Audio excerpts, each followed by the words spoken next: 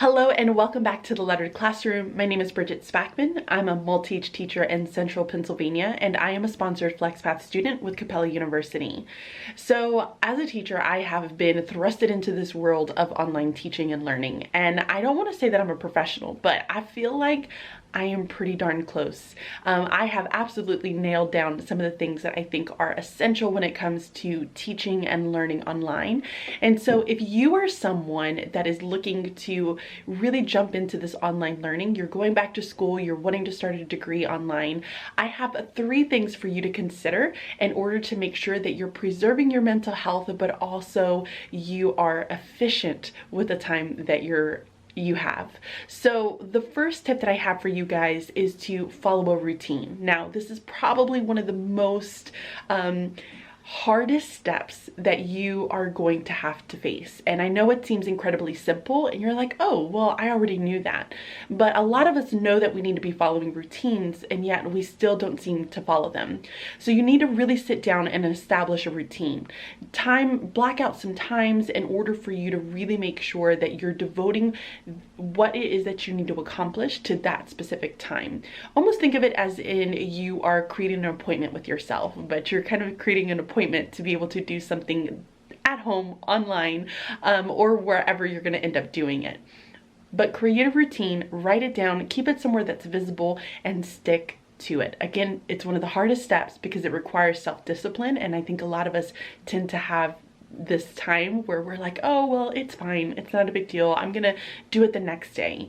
Well, you can't really do that because you're gonna end up finding yourself really behind. Follow a routine and stick to it. The second thing that I want you to consider is to define a space. Now, again, I feel like this is one, it really is going to kind of vary based off of what you have and what you have accessible to you. But I have really found that when you define a space that you're going to be working at, and that space is kind of designated for that, it's almost a signal to your brain to say, hey, it's time to really get to work now.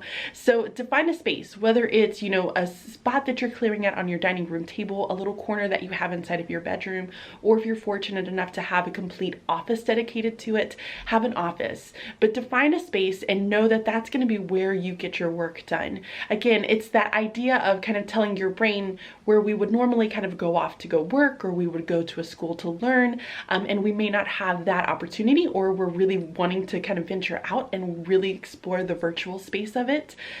You don't have that accessibility anymore. So you have to kind of signal to your brain in some way that you're going to be working on, either A, B, or C. So define a space, look for a spot in your home, and you might end up finding out that you're going to have to try out multiple different spaces to really find the thing that's going to work for you. So my recommendation is to find a spot, work with that for about a week, find a different location, work for it for another week, and then really kind of see the pros and cons for all of the different spots that you have in your home. The final thing for you to consider is to break down really big projects into smaller, more attainable tasks. Now, for me, this would be grad school. Grad school is a huge project. One class is one really large project. And while it may not seem like the project that you're kind of thinking of, but I have multiple different steps that you are having to complete. Whether it's that you are writing out your notes, you're doing the readings for the assignments, you're outlining it, then you're going through your writing and your revising and editing. Those are a lot of different steps, and it doesn't seem feasible to do it all within one day. So in order to make this a little bit more manageable for you, break down those times into more manageable tasks and space them out over the course of a week or 2 weeks, depending on your schedule and what you have available.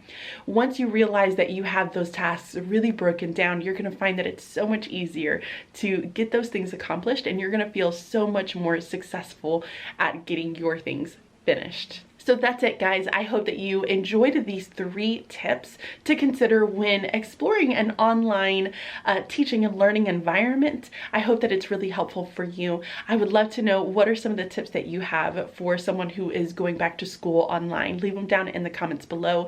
Thank you guys so much for watching this July update, and I will see you all next month. My name is Bridget Spackman, and I am a sponsored FLEXPATH student at Capella University.